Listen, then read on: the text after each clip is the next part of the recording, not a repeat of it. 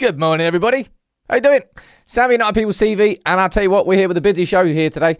Going to be running through the latest transfer deal sheet from The Athletic. We're going to be speaking about Matheus Fernandes, Elliot Anderson, Romero? I didn't really see that one coming. I don't particularly think it's going to go too far past the conversation, but we'll have that conversation this morning. We'll also speak about Lewis Hall, a little bit on Alex Scott, the latest that's been reported everywhere. You're going to let me know what you're thinking in the chat. You're going to get involved, and we're going to have a good old time. I think so, anyway. Should be a pretty busy show, as I said today. Let me say hello to everybody in the chat, and let's get on with it, because let's waste no time. Good morning to plenty of the mods. We've got JC down there. We've got Steph. We've got Carl. We've got Alex as well. Good morning to all of you. And Maddie and Gungshi. Good morning. Man, near full house here today. Members, we've got Smurfy. We've got Steve. We've got Den. Brian, how you doing, bud? We've got Michael. We've got Dolmith. We've got Jamlek. Johnny. And some non-members. We've got Shrey. We've got Peter. We've got Adit. We've got Jace. Ramen. I love ramen noodle. I haven't had noodles in ages. Fats. We've got Giovanni and Anurag. Good morning to all of you.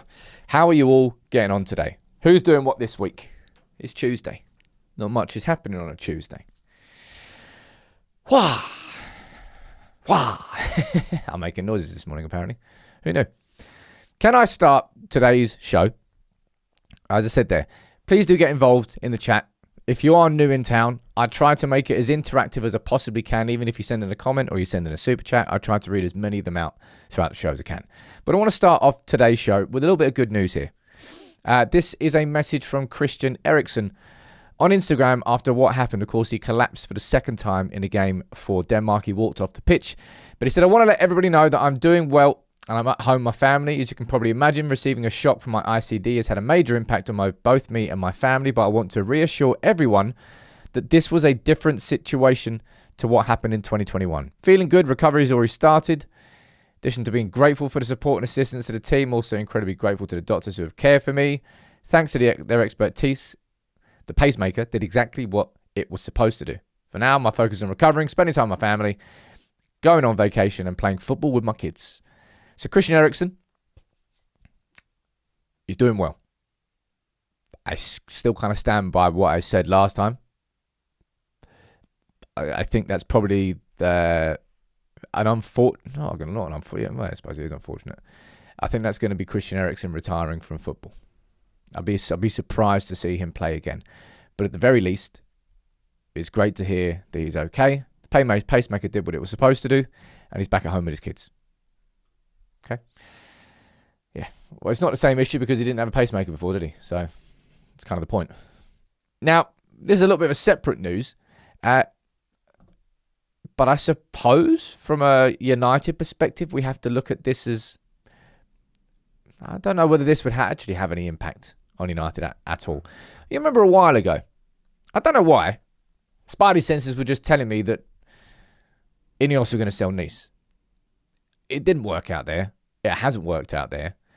And now reports from L'Equipe, out in France are saying that new bidders are emerging. And it looks like after a bit of a sort of impasse and a stalemate, that the sale of Nice is going to be pushing ahead because new buyers have come in. So I don't know whether this is going to have any sort of direct impact. I mean, in reality, it's not going to have any sort of direct impact on Manchester United at all. But I suppose less distractions for the Ineos group. Although, I'll be completely honest, I think Nice has kind of been forgotten as soon as they got Manchester United anyway. I just thought you might be interested to know that. So it looks like the sale of Nice is going to be progressing now where it was kind of stalling before.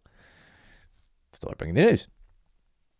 Right, let's move on. And as I said, today feels like quite a big show. It's quite a lot of updates. And I want to start with this one. Now, my lunchtime, I'll tell you what today, you might get a little double drop treat because it feels like there's quite a lot of different things I'd like to have conversations about. So likely going to get a video at lunchtime and then probably one this evening as well. Only one live show, but David Ornstein, speaking on the Athletic podcast yesterday, said this, if you haven't already heard. Right? Let me play the clip. Roll the VT. So if I was to give you one that will be the busiest, I am going to say Manchester United. Oh man, this is a long summer for me then. So that's David Ornstein speaking on the Athletic podcast, saying that he feels that Manchester United are going to be the busiest club in this summer window. And when it comes to David Ornstein, doesn't just make crap up. Never has, never will. That's his reputation. And I remember doing a video 10 days ago when I was on honeymoon. And I said that it felt like Edison was the start of something big. I'd be amazed if this isn't a record summer for Manchester United. Like, Jace, you're going down there, you're saying, is it just hype? Like, hype isn't a currency that David Ornstein deals in. I know a lot of the internet and I know a lot of football transfers, hype is part of it. You get swept away with it, you see a report, you kind of run with it, and then you go, it's the ups and downs. And like, we're all a little bit more involved than David Ornstein is.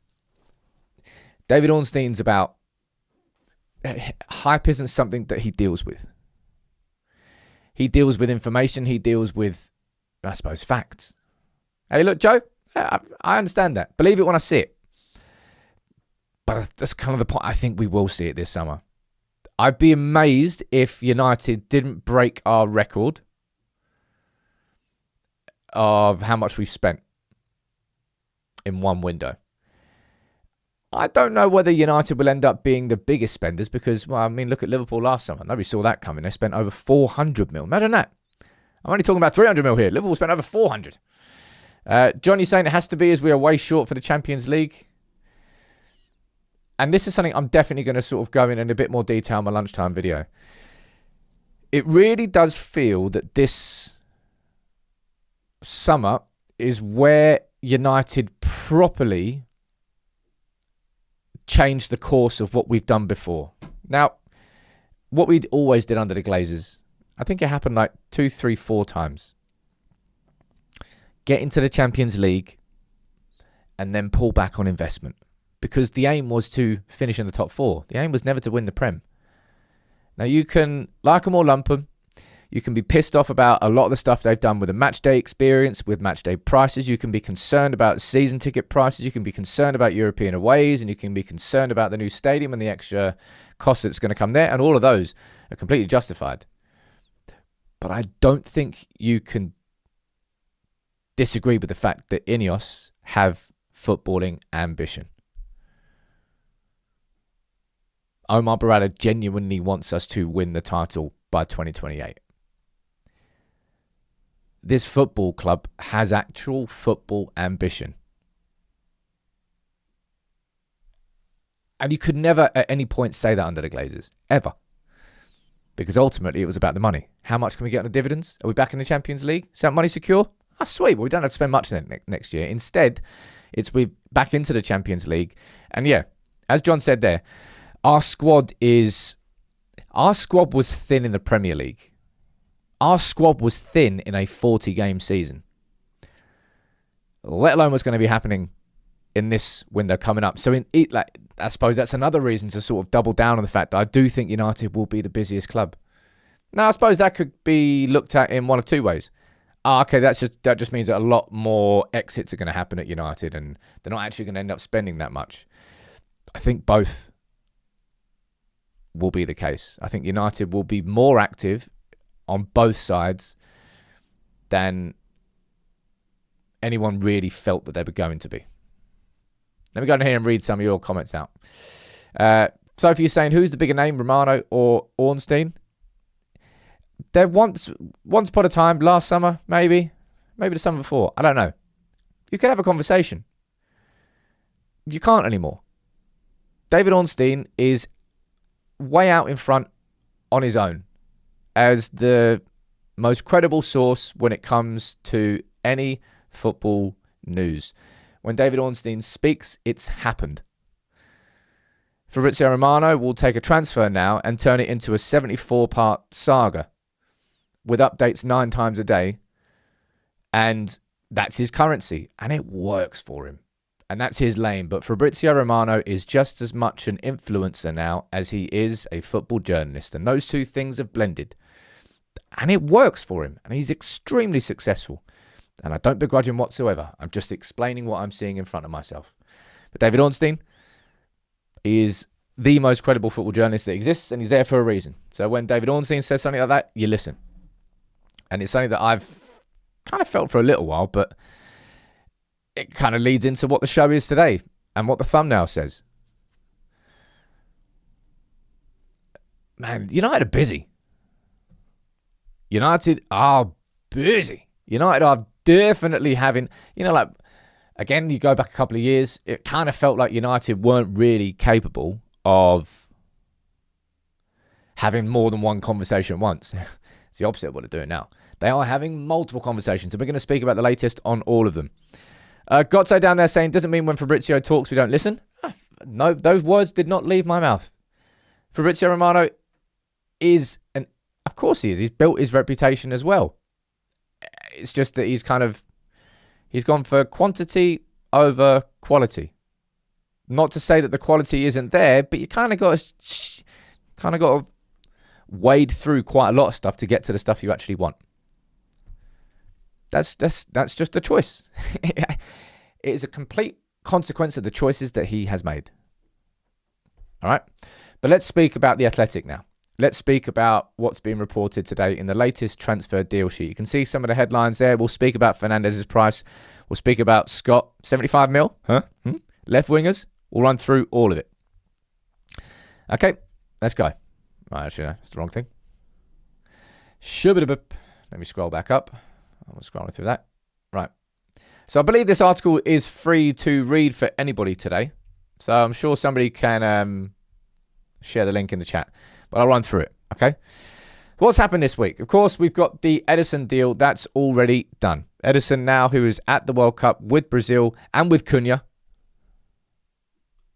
Best buds, eh? Best buds. Chainsaw down there saying being employed by New York Times helps Ornstein a lot. No.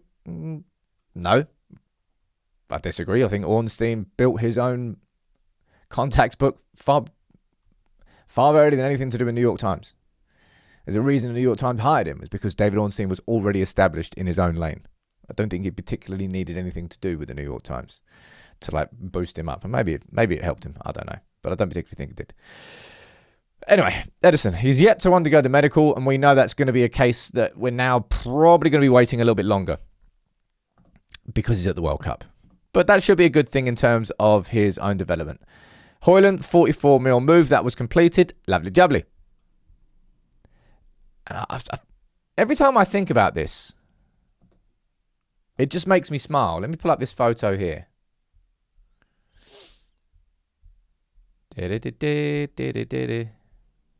Where is it? Really does make me smile.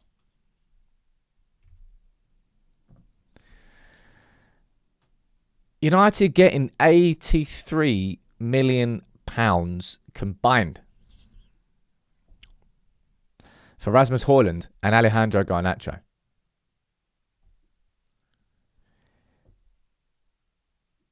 Of all the things that this club has got wrong over the years, not being able to sell players for any sort of value has been one of the biggest problems, because you simply, over the course of time, cannot build a sustainable transfer strategy unless you're bringing money in. It's part of the reason why, I know Chelsea are going, shame, but Chelsea have been able to fund a lot of their nonsense signings by the mega amount of sales that they did. They had a lot of exits and a lot of sales. And I know Chelsea, I'm not looking at them going, oh, something Chelsea got right, let's copy that. But it's just something that we've got wrong for so long. Harrison saying finally becoming a better club at moving on unwanted players. Yeah. And over the course of the next few years, there might be certain players that not all fans agree with, and we've let him go too early. We're going to regret that. And then we don't end up regretting it. Or we do, you never know. Fingers crossed we don't. But that right there is just something that has to be repeated more and more often. But yeah, 50 million euros in total coming back for Højlund puts a big smile on my face. Tom Heaton, he signed a new contract, and we'll have a little conversation about backup goalkeepers. Now, all the names on this backup goalkeeper list, they're not exactly going to put a big old smile on your face. They're just average goalkeepers, whether it's Sam Johnston or whether it's Carl Darlow. It's just going to be somebody United bring in to be a second choice, because Senny, without a shadow of a doubt, is our number one. So therefore, the second choice is going to be a bench warmer. Right, let's move on. If United get Edison, do they need other midfielders? Yes. Ugarte would leave another vacancy, but we know full well that he should be leaving. The expectation is that, of course, United will add at least one, maybe two more in the middle of the park, as being the case. But let's talk about the actual individuals. And the first name on this list is Matheus Fernandes. All right. High among the names being considered in midfield, and United have held talks regarding the fee and the wages. Despite their relegation, West Ham intend to demand 80 million for him.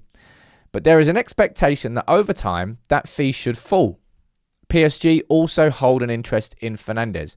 So, I don't know about you in terms of like looking at the stories around Fernandes. But to me, it feels like only United and PSG are really kind of repeatedly getting linked to Matheus Fernandes. I think Arsenal may have been fleetingly at the start. We've seen Real Madrid being linked, but I personally feel that's just kind of part of the whole Perez, Mourinho, and Spanish media nonsense. I don't particularly think they're going to go. They might do, but I don't think. But 80 mil, I see your 80 mil. Fabrizio Romano's added another little 5 on top of it. He's reporting that he understands that Fernandes' price tag has been fixed by West Ham in a meeting with his camp. 85 million. United are also in contact with the player side. More clubs also attentive and keen. And as we know, a lot of the... Fabrizio is somebody who is probably one of the first names on every agent's WhatsApp list. Very much I wouldn't say a mouthpiece for agents, but that's where he gets a ton of his information from. 85 million. So it's gone up another 5 mil.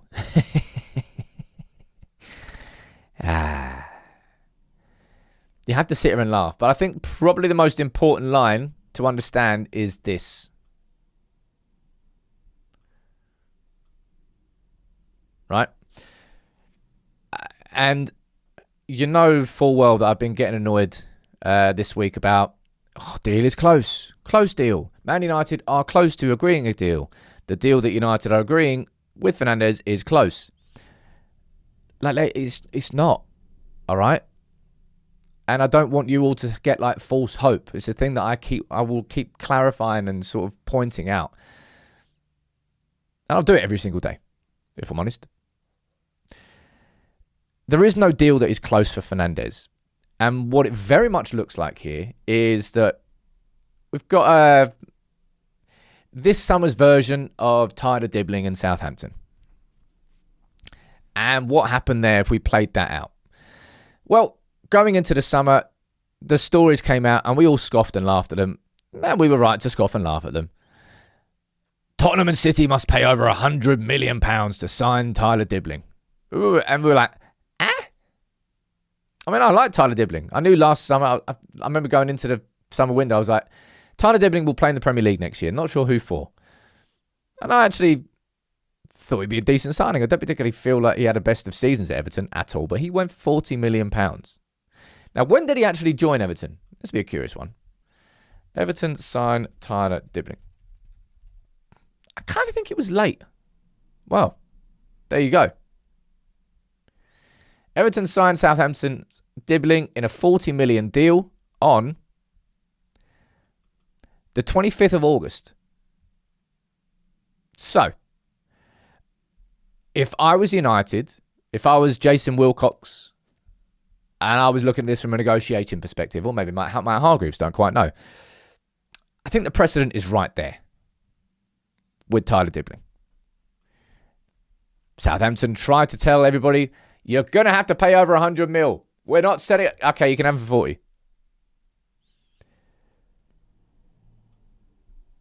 That's exactly what's going on here with West Ham. you could argue that there's a little bit of difference in the fact that there might be certain clubs coming in. But judging from what I've read there is an expectation that over time that fee should fall. And I think United know that. So as much as we want Matheus Fernandes to be an early signing, because of these crazy prices, 80 million the Athletic are saying, 85 million that Fabrizio is saying, to me it feels the complete opposite of a deal being close. And it feels like United actually will kind of, I imagine, go in with that bid, like show the intent. I think United will be prepared to pay around about 60 million for him. So offer 55 and then just sit back. I don't think United will be panicked into doing anything crazy and getting locked into negotiations and going up 2 mil and going up to 75. No, because I think United are right. I think that price will come down. Just like Southampton went into the summer, all chest out, sod that. I know we've been relegated, but no one's taking the piss. We want 100 mil. All right, fine. He can go 40 mil. There you go. 40% of what they originally said. I don't actually think that I don't think the same sort of percentages will go here. What would be 40% of that? 50 would be 43 mil. Well, 40% would be less than what they paid for him. I see this one. I'm not saying it's going to drag for the entire summer. But unless West Ham all of a sudden, gain some clarity and realise they're not going to get 85 million, which I don't think happens early in the window because West Ham just got relegated. They're a desperate club now. They know that there's going to be a fire sale. They don't want to get the piss taken out of them. And also what's going on with, I know that Sullivan's left, but everything that's happened there, I think Sully said it yesterday, it's kind of causing a bit of turmoil inside that club. I don't expect this deal to happen quickly is kind of the point I'm trying to say here. As much as I would love it to, I see this one dragging through the window until the point where West Ham realise, we can't actually dig our heels in anymore. And Genesis, I think that's kind of a fair point as well, is when it comes to the sales from West Ham, which they're going to have to, I think we've seen reports suggesting that West Ham need to make about 150 mil. Fernandes is their golden goose. He's going to be the one that they make the most money on. Like Jarrod Bowen, you would expect to leave. I don't even know how much he'd be worth now. Somerville, they could get some money for him too. Maybe. You could get something for Juve. But Matheus Fernandes is where they're going to get the majority of their money from. It's going to be the biggest sale. Probably the record sale for the Championship. But a deal isn't close. United aren't going to pay 80 mil. Hell, certainly not even 85 mil.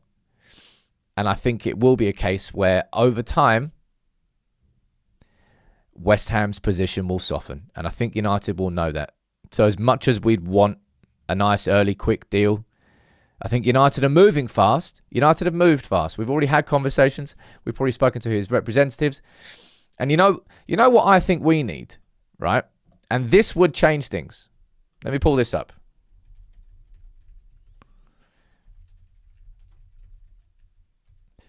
Because something happened last summer with a Manchester United signing, which really kind of changed things.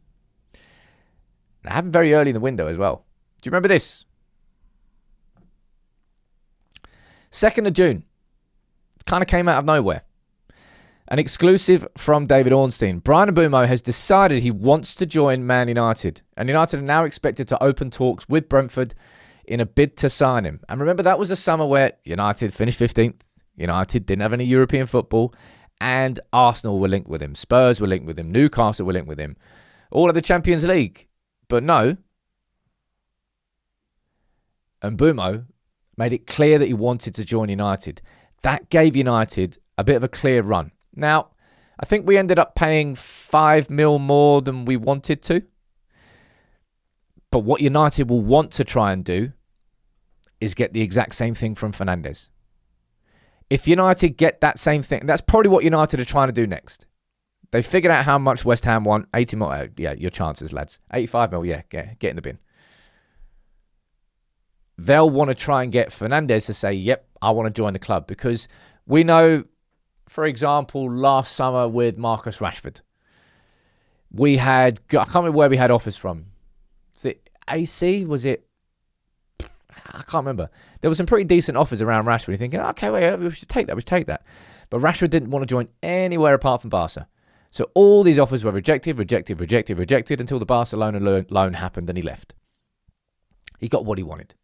If Fernandes makes it clear to West Ham, the only club I want to join is Man United, then West Ham lose all their leverage is gone. Because United now know he only wants to join us. So threats of Real Madrid coming in and PSG coming in, they all disappear. Therefore, the negotiating position, it swings back to Man United. I think that's what United will try and get next. I think we've gone in. We know the price. We know he probably wants to join. Let's get that on paper. Let's get that exclusive. Let's get that confirmation. And then we go in with that bid. 55 mil. And then we just let West Ham sit on it. Type yes or no. Do you think we'll be able to get this with Matheus Fernandes? Do you think we'll be able to sort of confirm that he wants to only join United? Let me see what you're saying down here in the chat. That Matt Hargreaves and Chris Revell only work one day the entire year, which is the 31st of August. If you're going to troll, be better. My spoon has got better humour than that. Come on, man. Improve yourself. Go back to the board. Oh, your name's Abacus. Go read an Abacus. Cantona Reds. We've got Clinton, Shegsy, Kellett, Rob. No, not Rob. Most of you down here saying yes. We've got Dolmith. We've got Carl. And you're all saying yes. Rob, you don't think so. ASEC, you don't think so. Abdul, you don't think so. Quite a few if you think so, but maybe some of you don't. And Blackboard, maybe that's a kind of a fair point. And absolutely not because of his agent, who, of course, is Jorge Mendes. But effectively, the update here is what I've been reiterating to you for the last few days. The title on, well, yesterday's thumbnail, zero panic.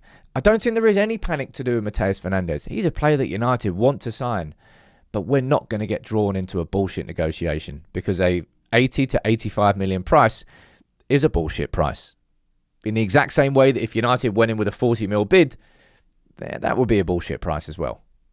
If you're going to negotiate, at least try and do it properly. Because you know you're not going to get that. Stop wasting my time. Here's the bid. See ya. I think Agent Bruno's already had many a call with Matheus Fernandes. I actually think that's probably quite a significant part of what's going on. Now, Eze, you're mentioning Elliot Anderson down there, and I want to move on to speak about him next. Okay, because I just want to have a conversation here. Right, this is what the Athletic is saying down here. Elliot Anderson would still, and this has been reported. Elliot Anderson remains the number one target for United to partner Mainu. And that strength of feeling should not be totally discounted, but Nottingham Forest's asking price, we know, is too high. City saw a bid for him rejected last week. Forest is said to want to eclipse the 105 that Arsenal paid for Declan Rice, and the price has always been the problem. But, you know, and I did a video on this. I think it was a few weeks ago, and I think the title of it was more like why Elliot Anderson is more than just a transfer. Like the latest from Fabrizio here yesterday saying City are preparing the new bid. They've already had the first bid rejected. I don't actually know exactly what the bid is, but they had the first bid rejected. Second one is going in. City are confident to get the deal done. United are still keen, but City are ahead and optimistic. And then there was this from Jamie Jackson. No, it's Jamie Jackson. It's exactly what I'm going to have a little bit caveat on it. But also Jacob Steinberg saying United think that they can beat City to Elliot Anderson.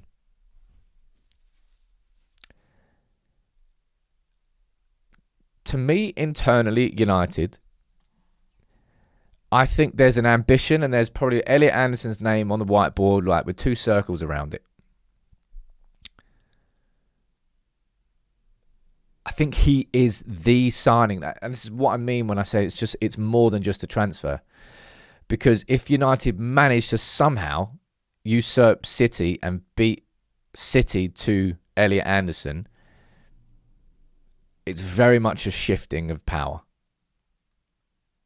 as far as the transfer goes, it would be the biggest coup that the club has done. What would you say is the last big coup that we made? If I look at Cunha, could I call Cunha a coup? I mean, I suppose you could, because there were. I mean, any big signing we made last summer was quite impressive, because we had no European football. We finished 15th. I think probably the biggest coup last summer was Brian Mbeumo, because he could have joined Arsenal, or he could have joined Newcastle or Spurs and played in the Champions League, but he said no. Wanted to join United. That was the biggest one last summer. But this Elliot Anderson one feels like Lenny Yoro. I think I can understand that one, but United went very big with how much we paid for Yoro, and a year earlier than Real Madrid were willing to pay. It was still a big coup though.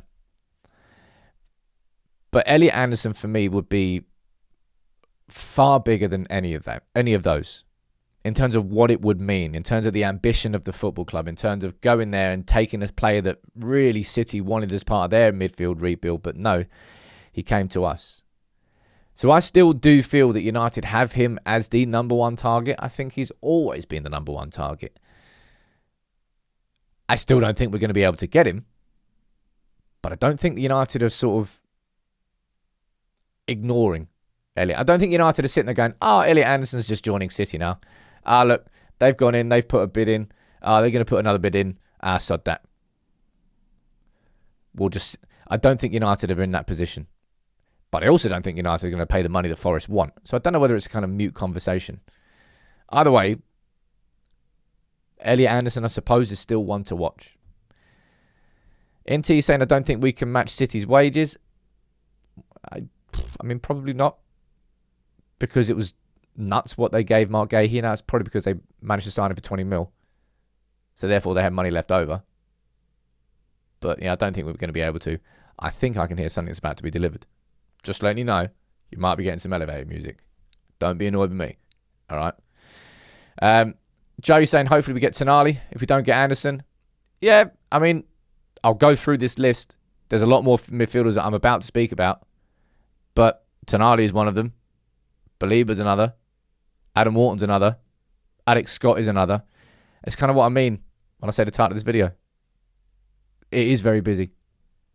United are not messing around this summer.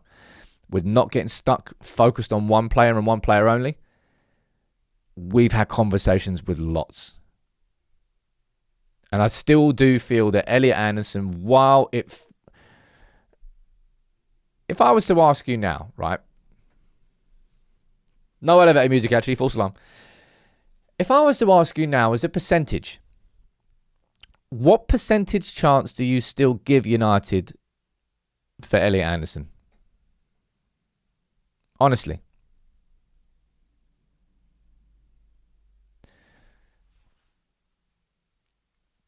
I think I'd go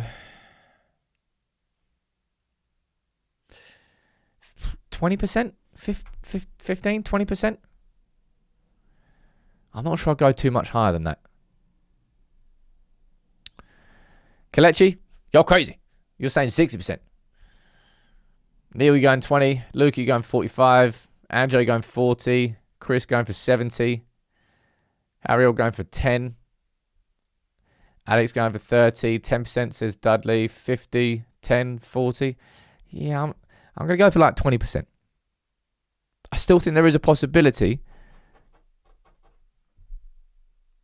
But I still feel that he's going to be joining City. But United certainly are not walking away from him until the deal is done. And maybe the 115 comes out before. Still waiting on that shit. Might be waiting forever.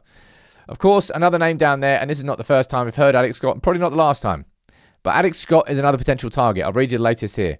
Bournemouth are keen to tie him down to a new contract. Current deal set to expire in 28. They'll be open to including a release clause. And that release clause, if they got him to sign a new contract, will be a 75 mil release clause.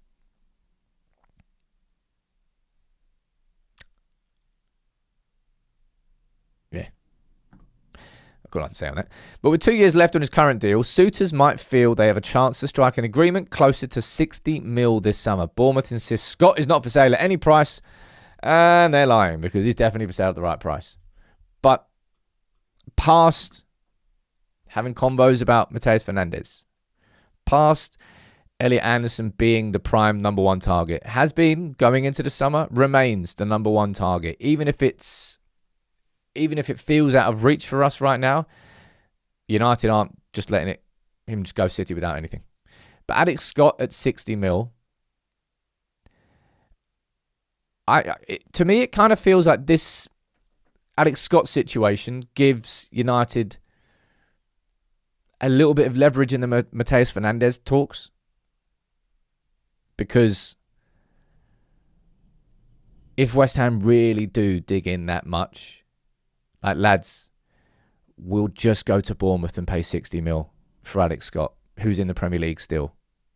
And if anything, Bournemouth have got more leverage than you do, having just got him relegated. Like, I know you're in a desperate position, and I know that when you people or animals or anybody is backed into a corner, they're going to come out swinging, they're going to be defensive. I understand that. But we can literally go and sign Alex Scott for 60 mil tomorrow. Therefore, that's the price for Matheus Fernandes. Take it or leave it. You know we're not lying. You know we're not making it up. That's kind of... I don't see there's a world where United sign Anderson and Fernandes and Scott and Ederson. I do think there is a potential world where United sign Ederson, Fernandes and Scott as our three midfielders. Depending on what goes on with the Tonali and Anderson situation. And Tchouaméni kind of feels a little bit, I wouldn't say dead in the water. Tchouaméni was always a wow. That was a shock to be linked with him. And United were clearly exploring and maybe trying to take advantage of disarray at Real Madrid. But we don't now know whether that disarray is being calmed down with Mourinho coming in and Tchouaméni, or whether that's actually exacerbated it. And Tchouaméni is not part of Mourinho's plans and therefore is even more likely to leave. We don't know that yet. News about Christian Orozco. He will be joining the club, I believe, on the 1st of July. Is it 1st of July? Well, I don't know. He turns 18 in July. I don't know when in July, but that's when he's going to be joining the club. But Alex Scott, the suggestion here that United are definitely interested in signing him. We've inquired already. Bournemouth, they wanted to sign a new contract and they want to include a new 75 mil release clause in it. If I'm Alex Scott, I don't know why I would sign that contract if it's got a 75 mil release clause in it.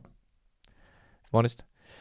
What are you saying down here? Tchouaméni only happens if Jose exiles him. Yeah, if he's not part of Jose Mourinho's plans, then that door is fully opened. And Rodri and what goes on with Rodri might be part of those conversations. So certainly one to keep an eye on. That's what happens in the footballing world. It's transfer dominoes. One happens over here and therefore the other three can happen after. I think Rodri and Real Madrid, those links could start something. Right? Once that's not leverage. Arsenal, PSG and other clubs are interested. Why would he choose United? Why don't you go and ask Brian Mbeumo? Why would you choose United? Why don't you go and ask Matheus Cunha or Benjamin Šeško, who all joined the club when it was significantly worse off last summer than this summer? And the truth is, and fans of other clubs don't like it. Fans of other clubs probably don't even understand it anymore. And the truth is, part of me as a United fan, I don't really understand. But the pull of Manchester United still has this romanticism which very few clubs that can compete with it. There is something about playing for United. There is something about Old Trafford that just clubs can't compete with, no matter how shit we are, and let alone if we're actually on the rise again.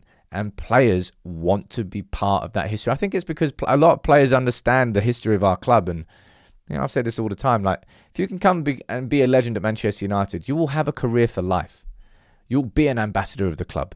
The fans will never forget you. You can be 65, coming back with your 2-3 grandkids to Old Trafford, and you could get applauded by the whole stadium. Diego Forlan, for the first time, came back to Old Trafford this year. I think for the Liverpool game. First time he's come back to the club. And Diego Forlan's like a cult hero. Diego Forlan wasn't one of our most successful strikers ever, but no United fan will ever bloody forget him for the 2 goals he banged in at Anfield. And he came in and he got the stadium chanting for him. His kids came and enjoyed that. There's a legacy that comes with Manchester United that very few clubs can offer you. And like as a selling point, if I'm Jason Wilcox or Omar Barada, that's something I'm really explaining to people. And I think it's just something that people and these players understand. Maybe something that Alex Scott would understand. And something that fans of other clubs kind of rarely do understand. That's what I mean. Like, we haven't won the title since 2013. We haven't won the Champions League since 2008. Why would you want to go United anymore? It's like, it's not a proposition. But there is just something about United. Sorry. I know it pisses fans off. But yeah, more midfielders, more players we're talking about down here. And look, these four names are kind of a footnote in the article. But United are keeping tabs on several midfielders, having held talks with Belieber, with Tonali, with Wharton. So that's Wharton, Tonali, Belieber, Scott, Anderson, Fernandes. 6 midfielders we've held talks with. 7th one we signed in Edison. We're going to go on in a second to speak about left backs. We're going to go on in a second to speak about left wingers. And then we'll have a little conversation about Cuti Romero, which is a little bit weird. United are not just sitting there going, all our eggs are in the Elliot Anderson basket. Fingers crossed we sign him. Like we did with Frankie de Jong. And that balls up our whole summer. We've got options, and it's given us leverage, and it's given us power in negotiations, because when you go after one player, you can kind of seem a bit desperate, and clubs can take the piss out of you. Belieber, Tonali and Wharton right now feel like, for want of a better phrase, backups, alternatives. I don't want to use the phrase backups, because I think that's a little bit unfair. But I wouldn't say they're our top targets. Elliot Anderson still remains the number 1 target. Of all the other midfielders, I think Matheus Fernandes is the one that United want the most, but we just won't pay that much money. And I think we're going to be happy to wait, kind of smoke West Ham out. That's what we're going to be doing over Matheus Fernandes. Will that give an opportunity to PSG to come in and swoop? Yep. Would there be any United fan that's annoyed if PSG comes in and spends 80 mil on Fernandes? I honestly don't particularly think so. Yeah, he could go to PSG and be a great midfielder and fantastic, but it still, to me, would be like, no, I made the right decision not to pay 80 million for Fernandes. There's no way he was worth 80 million. Just because somebody then might sign him and overpay for him, even if he is successful there, they still overpaid for him. And I wouldn't begrudge the club for doing that. There's going to be players that you miss out on when you actually negotiate properly. And maybe Matheus Fernandes is going to be one of them. But let's find out who budges first. Will it be West Ham? Will it be United? Well, I think United are going to make sure that it's West Ham. And if not, well, we'll move on to somewhere else. And let's move on to speak about the next player here. Okay, down at the bottom. United are also expected to strengthen their left-hand side, potentially left back. Key Old Trafford decision makers are admirers of Lewis Hall. Although he's not a player Newcastle looking to sell, offers in the 50 mil region might test that resolve. So 50 mil. That's a little bit less than I had down for the Lewis Hall situation. I thought it'd end up being more north of 60, if I'm honest. Steve is saying, don't think PSG have got room for Fernandes at present. You can just go into, I don't know, what you're going for, try and compete with Fabian Ruiz? You're not going to get in ahead of Vitinha or João Neves, are you? It's quite literally the best midfielders in the world. So you would be competing with Fabian Ruiz. And at 21, is that something that he wants to do? I don't know. But Lewis Hall, 50 million? Okay, we'll have a conversation. I think it's clear that Lewis Hall, well, to me anyway, just from all the names that I've seen linked and not linked, etc., Lewis Hall is the name that keeps cropping up and up and up and up. To me, he feels like United out and out first choice target at left back. But what I would say is all the energy right now at Manchester United is going into midfield, which it should be. This is the summer of the midfield overhaul. And most of United's energy is going there. Whether it's, I don't need to run through everything that we've done there before, but we've got Edison and we're trying to sign 1, if not 2 more on top of that.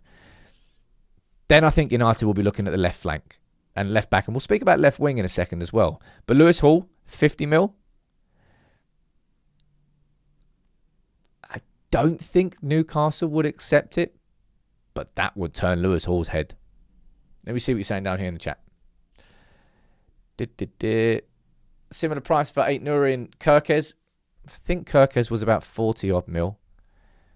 I don't think Ait-Nouri was too far off that. And of course, both of those were signed from Premier League clubs to Premier League clubs. So it's a pretty good precedent for the price. Lewis and Tonali are a must. The rest can wait. I'm not sure I'd say Tonali is a must.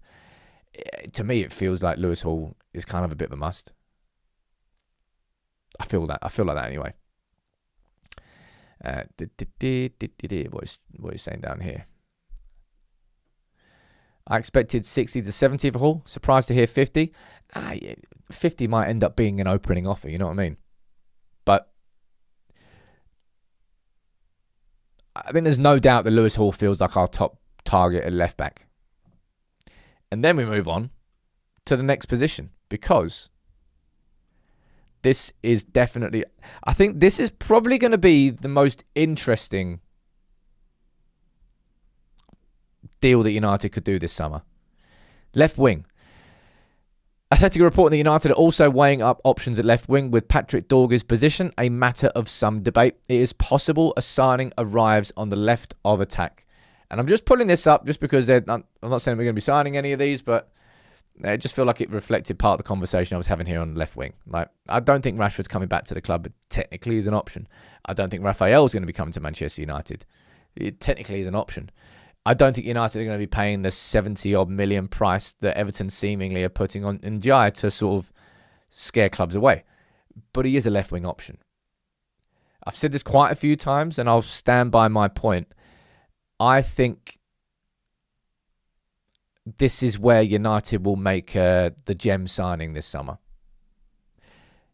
I think United will go and sign somebody like Senny Lamont, so somebody who plays in the Belgian league and has had one season breaking through, or somebody like, there's a left wing I think plays for Lyon.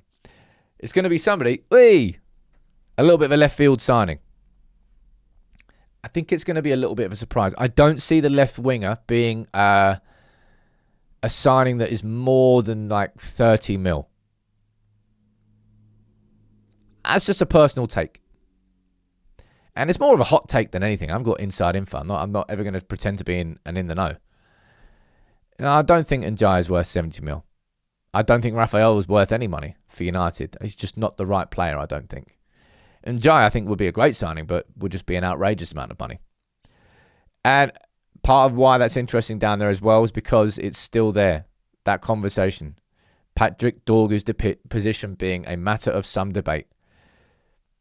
I don't know what's going to settle it, really. I suppose what will settle it will be who we sign this summer. To me, it feels, well, we just had a conversation about him there, but Lewis Hall going big on the left-back signing, and I think trying to sign a gem at left winger.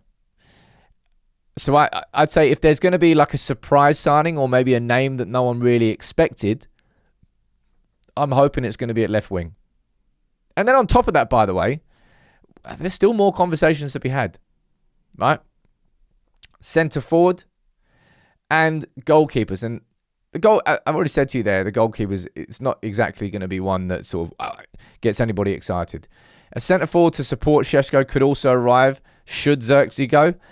I don't really see that being a conversation just because Xerxes leaves. I think that should just be a conversation anyway. We need an alternative to Šeško. Now, JC down there, I saw you earlier, buddy. Thank you very much, man, for coming here every single day, being the gent that you are, and continuing to gift memberships to this community. There's going to be quite a few of you maybe who are joining in here for the first time. I cannot tell you how much you're going to enjoy it if you subscribe and stick around. Great people are here every single day. The chat, you can actually have a chat and a conversation about United. It's not just shouting at each other. Hey, look, we don't always agree, but that's because you're wrong and you don't agree. Sometimes you do disagree, but it's always part and parcel of the fun. But Šeško, I think, needs an alternative. And I imagine it's going to be probably a non-sexy older striker. I don't know who. We've spoken about Lewandowski before. I think that's probably just a football manager fantasy style signing. But there's others. I don't know who it's going to be, but even if Šeško doesn't leave, we need that alternative. But I think Xerxes should be leaving. I disagree with you Fats down there, saying I think Xerxes should stay. He needs a consistent run to show what he's really about. No. Xerxes, this is a perfect example of what we were speaking about there earlier. I point towards Højlund and I point towards Garnacho. I think United this summer very much can. I think we repeat the Napoli. Sorry, we repeat the Højlund to Napoli deal. We're going to find somebody, and it's probably going to be a Serie A club that takes Xerxes on loan for the season for a fee, covers his wages in full, and if they qualify for the Champions League, there's an obligation to sign him. And you know what? I actually think we might even pay. I think we might even make a slight profit on Xerxes. I think we paid 35 mil, thereabouts. I think we recoup all of that for Xerxes, and maybe a little bit more. And this is the summer to do it. So it's not a case of, because it's exactly what United of old did. Oh no, just give him another year, see if he develops. Oh no, he hasn't developed. Okay, well now we can't sell him at all. Great. This is the summer where we do that. Say, shake hands with Xerxes. There's going to be people that are annoyed about it, maybe. Well, that's what happens when you're making decisions. Sometimes decisions aren't things that people always agree with. But maybe in the goodness of time, they will agree with that. And I think letting Xerxes go, somebody who's clearly a good guy, well liked in the dressing room, but I don't see a position where I'd want to start Xerxes next season. There's always going to be players ahead of him, from the bench, and especially after the summer that we're going to have. Right, last 5 minutes of the show. I'm surprised it took this long to get here, but I told you it was a busy one. Romero. Not Sergio. Cuti Romero. From Spurs. And I didn't really think this would be a conversation. I don't particularly think this is going to be a conversation that goes too far. But this came out from Gaston Idul last night, and he, as far as news from Argentina goes, and that's why people were like, huh? He is considered right up there, tier 1. He is close to the big stories that break from Argentina. So this is where we all got caught off guard. Now I'm going to ask you down here. Yes or no? Because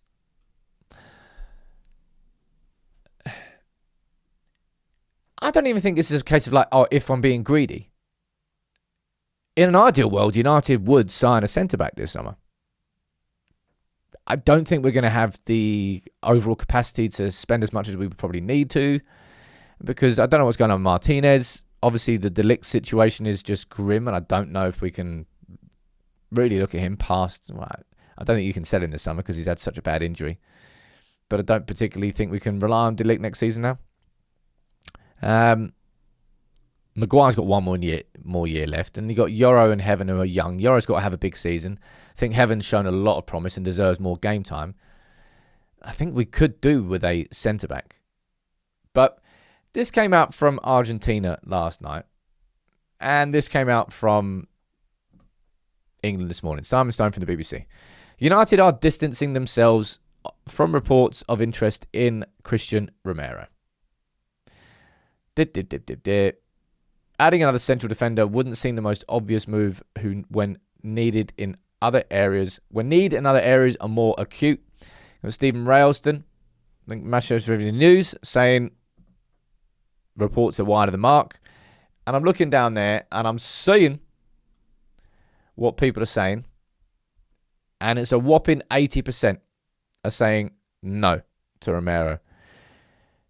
And I'm in that 80%. I look at Romero and I think, now you know what? I don't even want to speak about the red cards. I don't even want to speak about his qualities on the ball. For me, the biggest red flag was what happened with Spurs and them getting dragged into a relegation battle. He was the captain. You remember what happened towards the end? And then he ended up going back to his former club in Argentina, I think before the last game of the season. Got slated by everybody. He was injured, so he couldn't play. But instead of being there to watch the game, he flew back to Argentina and then got such bad stick that he then flew back to England.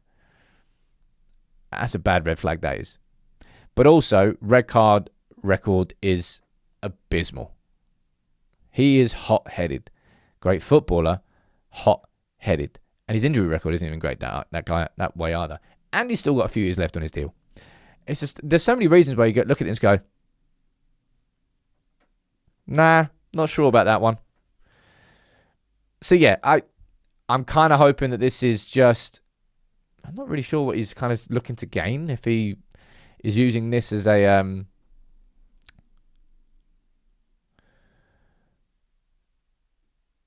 leverage to try and get a new contract at Spurs? I don't really know, if I'm honest. But yeah, it's kind of been sort of poo-pooed by Simon Stone and BBC. And I can see down there, as I said, 80% of you don't want us to sign him. And I'm fully in the 80% gang. I don't think that'll be the best use of money. Right. I told you that'll be a busy one. And the door didn't even ring. Good, boys. Last minute or so, if you have any questions you want to ask me, just at the end of every show, I always do this. Fire them in now. Anything you feel like I haven't explained enough or something you want to ask me more. Main headlines for today. The main takeaway, if I would encourage you all to do, is this. I think United are going to play the game with West Ham in the same way that they're playing it with us. I think we're going to try and smoke them out over the price. I don't think a deal is close. I don't think a deal has ever been close with Fernandes. We are certainly in talks. We certainly want to sign him. But it's transfer poker now. And I think United are going to be prepared to wait to make it happen. Where do you think JJ Gabriel would play in a cameo role this season? That's a pretty good question. If I was to guess, I'd say it would probably be in the Cunha role, coming in off the left. It's where he's played a lot for the under-18s. I mean, he can play centrally as well, but I imagine it will be off the left in some cup games. Because I think he will.